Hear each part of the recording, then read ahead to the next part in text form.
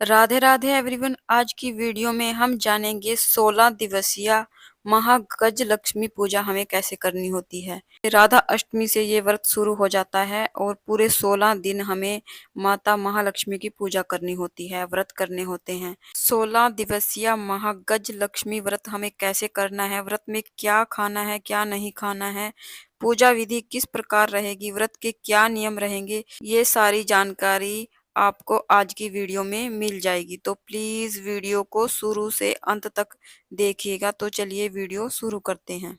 सबसे पहले हम चौकी लगाएंगे। चौकी पर लाल रंग का वस्त्र बिछाएंगे और चौकी हमें ऐसी जगह पर लगानी है जहां पर हम 16 दिन चौकी को आराम से लगा सकते हैं और चौकी को हिलाना ना पड़े। उसके बाद हम चौकी पर महालक्ष्मी की फोटो या मूर्ति, जो भी स्वरूप आपके पास है, उसको विराजमान करेंगे। यहाँ पर मेरी मूर्ति में गणेश जी, सरस्वती माता और हाथी की 2 चित्र भी बने हुए हैं। अगर आपकी फोटो में हाथी नहीं है तो आप अलग से मिट्टी से हाथी बना सकते हैं, क्योंकि गज लक्ष्मी व्रत है तो गज का मतलब हाथी होता है, तो हाथी का पूजन भी इस पूजा में जरूर किया जाता है। उसके बाद थोड़े से चावल का आसन देते हुए मैंने दीपक रख लिया है।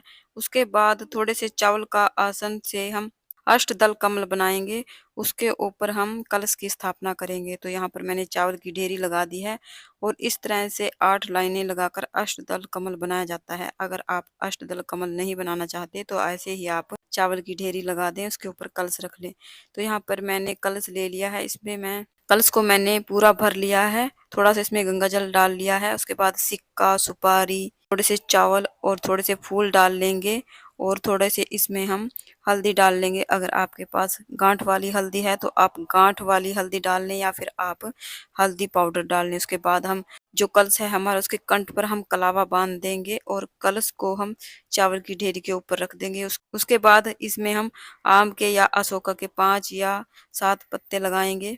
उसके बाद हमें कलश के ऊपर नारियल रखना है। तो देखिए, इस तरह से खड़ा करके रखेंगे तो नारियल का मुख ऊपर की साइड हो जाएगा। अगर आप लेटाकर नारियल को रख रहे हैं तो उसका मुख पूजा करने वाले की तरफ हो जाएगा। तो मैंने खड़ा करके यहाँ पर नारियल रख दिया है। उसके बाद हम भाव स्वरूप जल के छींटे देते हुए सभी को स्नान कराएंगे। अगर आपके पास विग्रह है, माता लक्ष्मी का मूर्ति है, तो आप उसको पंच अमृत से स्नान करा सकते हैं। उसके बाद हम दीपक प्रज्वलित करेंगे। उसके बाद हम माता महालक्ष्मी और गणेश जी को कलावा समर्पित करेंगे। गणेश जी के लिए मैंने जनेऊ रख दिया है। उसके बाद माता महालक्ष्मी को हम चुनरी ओढ़ा देंगे। अगर आप सूट साड़ी निकालना चाहते हैं तो आप सूट साड़ी भी निकाल सकते हैं। उसके बाद हम सबसे पहले हम कलश को तिलक करेंगे। आप कलश के ऊपर स्वस्तिक भी बना सकते हैं। सबसे पहले हम गणेश जी को तिलक करेंगे, माता महालक्ष्मी को तिलक करेंगे, सरस्वती माता को तिलक करेंगे और जो मेरे चित्र में फोटो में गज हैं उनको भी हम तिलक करेंगे। तो दिए का पूजन भी हम साथ साथ करते रहेंगे। तिलक पर हम अक्षत समर्पित करेंगे। अक्षत यानी चावल। तो चावल हमारे टूटे हुए नहीं होने चाहिए, ध्यान रखें आप इस बात का। साबुत चावल का ही हमें पूजा में यूज करना होता है। उसके बाद हम फूल समर्पित करेंगे। देखिए, हो सके तो महालक्ष्मी के व्रत में आप लाल फूलों का इस्तेमाल करें। अगर लाल ना मिले तो आप जो फूल आपके पास हैं उनसे पूजन कर सकते हैं। माता महालक्ष्मी व्रत में सफेद मिठाई का विशेष भोग लगाया जाता है। अगर आप दूध से बनी किसी मिठाई का भोग लगाना चाहते हैं तो उसका भोग लगा सकते हैं। साथ में ड्राई फ्रूट का भोग लगाएंगे, ऋतु फल का भोग लगाएंगे।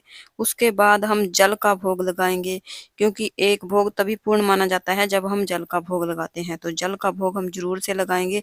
भोग चाहे आप कुछ भी रखें।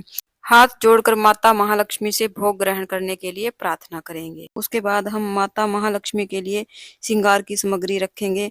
श्रृंगार की सामग्री में आप 16 श्रृंगार समर्पित कर सकते हैं या फिर आप 5 या 2 चीजें भी समर्पित कर सकते हैं। श्रृंगार की सामग्री आपको 16 दिन में एक बार ही समर्पित करनी है। या तो आप पहले दिन श्रृंगार की सामग्री समर्पित कर दें या फिर आप जिस दिन व्रत का पालन करेंगे उस दिन भी आप श्रृंगार की सामग्री समर्पित कर सकते हैं। उसके बाद धूप दीप रखेंगे। उसके बाद हम दक्षिणा रखेंगे। दक्षिणा भी हमें 16 दिन में एक बार ही समर्पित करनी होती है। या आप पहले दिन कर दें या फिर आखिरी के दिन आप दक्षिणा रख दें। यथासंभव हमें दक्षिणा रखनी है। उसके बाद इस पूजा में दुर्वा घास का बहुत अधिक महत्व है। तो दुर्वा घास आप रोजाना नहीं समर्पित करें तो दुर्वा घास जरूर से समर्पित करें। उसके बाद हाथ में थोड़े से चावल या फिर फूल लेकर हम महागज लक्ष्मी व्रत की कथा सुनेंगे। कथा का वीडियो आपको मेरे दूसरे चैनल पर मिल जाएगा। कथा विद रीटा बनवाल के नाम से मेरा दूसरा चैनल है, आप वहां से कथा सुन सकते हैं। अगर मैं यहाँ पर कथा कहूंगी तो वीडियो ज़्यादा लंबा हो जाएगा, इसलिए मैंने कथा का वीडियो अलग निकाल दिया है। कथा सुनने के बाद जो फूल हमारे हाथ में है उसको हम माता महालक्ष्मी के चरण में समर्पित करेंगे, और जो चावल के दाने हैं उनको हम कलश के ऊपर और दिए में डाल देंगे। थोड़े से चावल हम जल के लोटे में डाल देंगे। उसके बाद हम माता महालक्ष्मी की आरती करेंगे। सबसे पहले हमें गणेश जी की आरती करनी होती है। बहुत ही प्रेम पूर्वक हम आरती करेंगे। अगर आपको आरती नहीं आती तो आप फ़ोन में चलाकर भी आरती सुन सकते हैं, या फिर आप दिए को क्लॉकवाइज 5 या 7 बार घुमाकर, इसको भी आरती का ही स्वरूप माना जाता है।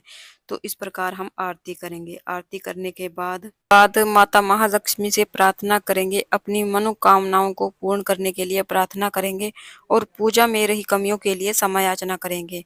उसके बाद थोड़ा सा जल अपने सीधे हाथ में लेकर हम चौकी के चारों तरफ से 2 बार घुमा देंगे।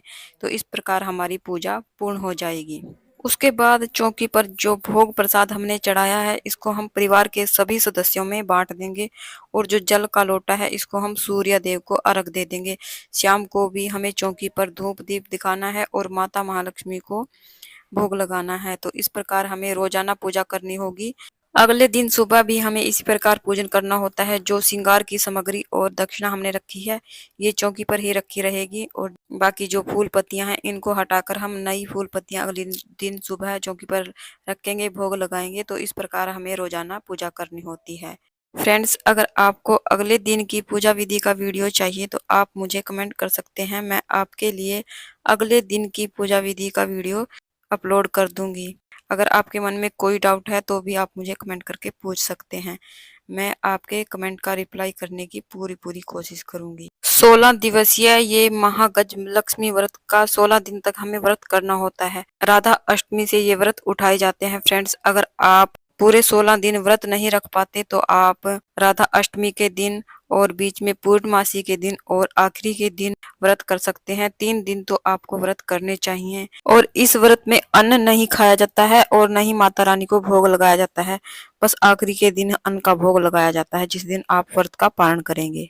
महालक्ष्मी व्रत करने से घर में अन्न धन की कभी भी कमी नहीं आती, और महालक्ष्मी व्रत करने वाले को किसी भी जन्म में धन वैभव की कमी कभी नहीं होती। तो फ्रेंड्स, आप 16 दिवसीय महागज लक्ष्मी का व्रत जरूर से करें। अगर पूरे 16 दिन ना कर पाए तो 3 दिन जरूर से करें। अगर 3 दिन भी नहीं कर सकते तो आप पूजा जरूर से करें। पूरे 16 दिन हमें महागज लक्ष्मी की पूजा जरूर से करनी है, अगर आपको जीवन में धन वैभव और सुख समृद्धि चाहिए।